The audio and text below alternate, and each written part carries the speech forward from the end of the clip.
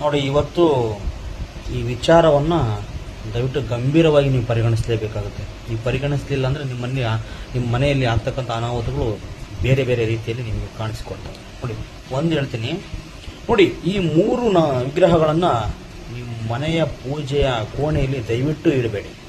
ಇದರಿಂದ ಸಾಕಷ್ಟು ನಿಮಗೆ ಕಷ್ಟಗಳನ್ನು ಕೂಡ ಅನುಭವಿಸ್ತೀವಿ.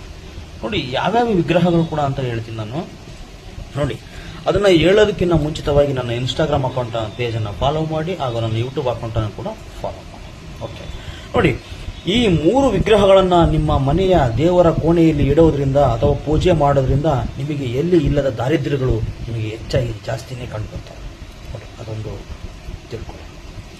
ನೋಡಿ, ನಟರಾಜ ಹಾಗೂ ಭೈರವನ ವಿಗ್ರಹವನ್ನು ಇಡಬೇಡಿ, ದಯವಿಟ್ಟು ಹೇಳ್ತೇವೆ ಒಂದು. ಮತ್ತೆ ಎರಡನೇದು ಕಾಳಿ ವಿಗ್ರಹ, ಮತ್ತೆ ಮೂರನೇದು ಶನಿ ದೇವರ ವಿಗ್ರಹವನ್ನ ಇಡಲೇಬೇಡಿ. ನೋಡಿ, ಈ ಮೂರು ವಿಗ್ರಹಗಳನ್ನು ನೀವು ದೇವರ ಕೋಣೆಯಲ್ಲಿ ಇಟ್ಟು ಪೂಜೆಗಳನ್ನು ಮಾಡ್ತಾ ಹೋದ್ರೆ ನಿಮಗೆ ದರಿದ್ರಗಳು ಇನ್ನೂ ಜಾಸ್ತಿನೇ ಆಗ್ತವೆ, ನಿಮಗೆ ಪರಿಹಾರ ಆಗಲ್ಲ. ನೋಡಿ, ಒಂದು ತಿಳ್ಕೊಳ್ಳಿ.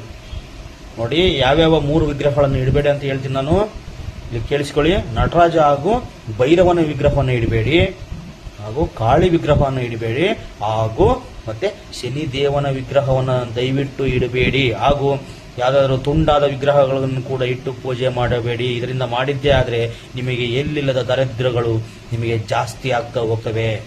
ನೋಡಿ ಸ್ನೇಹಿತರೆ, ಈ ವಿಡಿಯೋವನ್ನು ನಿಮ್ಮ ಎಲ್ಲ ಆತ್ಮೀಯ ಬಂಧು ಬಳಗ ಯಾರೇ ಇರಲಿ, ನಿಮ್ಮ ಸ್ನೇಹಿತರೇ ಇರಲಿ, ಎಲ್ಲರಿಗೂ ಶೇರ್ ಮಾಡಿ.